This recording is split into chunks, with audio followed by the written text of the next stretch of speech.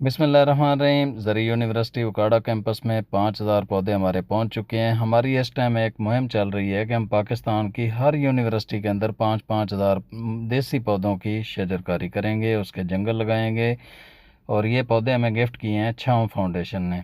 तो आप सब दोस्तों से गुजारिश है कि हमारे इस मंसूबे के अंदर ये जो नोबल काज पर हम काम कर रहे हैं, नेशनल लेवल पर काम कर रहे हैं, इसमें पाकिस्तान भर की हर यूनिवर्सिटी के अंदर हम एक एक जंगल लगाना चाह रहे हैं। उसमें आप लोग हमें पौधे गिफ्ट करें ताकि हम अपनी इन दरसगाहों को सरसब्ज़ और शादाब करें, और जिस जिस शहर के अंदर ये यूनिवर्सिटीज़ हों वहाँ पर उस शहर को भी माहौल दोस्त बनाने के हवाले से हम अपना किरदार अदा कर सकें। तो आएँ, पाकिस्तान को ग्रीन करें, पाकिस्तान को हसीन करें, और आने वाली नस्लों को बचाने के लिए इस नोबल काज के अंदर शामिल हो जाएं, और मुझे सोशल मीडिया पर लाजमी तौर पर सपोर्ट करें।